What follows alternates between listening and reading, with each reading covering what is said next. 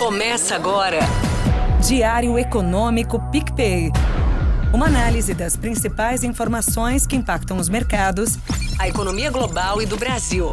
Apresentação Marco Caruso. Olá, bom dia. Hoje é quinta, dia 2 de maio e este é o seu Diário Econômico.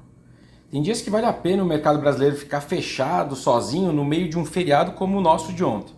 Pelo menos para quem tem que tentar entender e explicar o que está rolando, como esse humilde podcast. Foram tantos frentes ali para interpretar que foi melhor ter mais tempo para raciocinar. Mas enfim, vamos lá primeiro com a parte internacional. Um primeiro fato bem importante da agenda de quarta, nesse mundo aí de juros pressionados, foi o Tesouro Americano trazendo uma estabilidade nas emissões de títulos, com vencimentos mais longos naquele plano de financiamento trimestral que eu já andei comentando. Com isso, dá para a gente pensar que ele não vai precisar forçar a barra no prazo das emissões, que ele vai fazer aí nos próximos trimestres, justamente no momento que as Treasury Notes, os Treasuries de longo prazo, já estão ali com juros bem altos.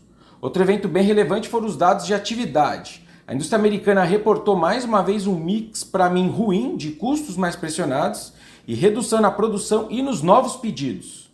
As vagas de trabalho em aberto caíram de novo, o que para mim acaba sendo positivo, nesse momento que, se a gente considerar, que é o jeito mais saudável da gente esfriar o mercado de trabalho. Você ajusta o seu plano de negócios, diminuindo o trabalhador que você pensava em contratar, antes, obviamente, das demissões.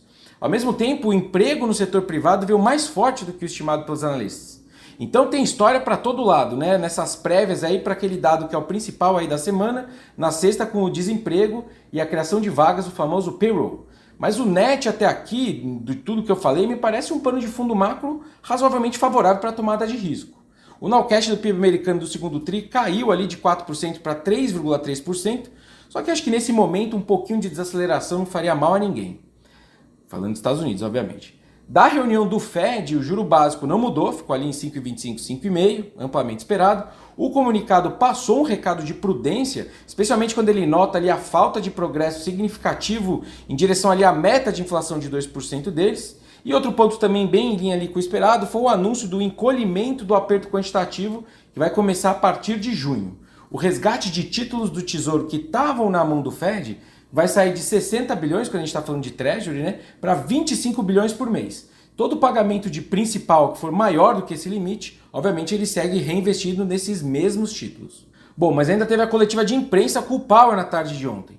Na minha leitura, ele até tentou ali manter um tom mais neutro. Ele reconheceu que os dados recentes de inflação indicam juros parados por um tempo mais longo do que o previsto antes, mas não vê algo de preocupante de fato quando ele analisa ali os detalhes dessas inflações do primeiro trimestre que vieram mais salgadas.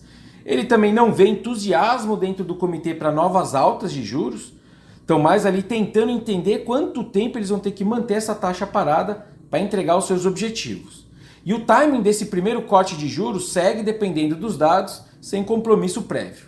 Minha regra de bolsa é que depois de 3 meses ruins de dados de inflação, eles precisariam de mais do que 3 meses de dados de inflação bons para discutir cortes de juros de forma mais responsável, Enfim, sem grandes novidades, mas eu confesso que nos detalhes eu achei até ele mais duro naquelas falas lá do FMI do que nessas falas de ontem. Bom, e falando de projeções para quando eu acho que esse juro americano começa a ceder, eu tenho grande dificuldade de ver ele caindo lá antes de setembro.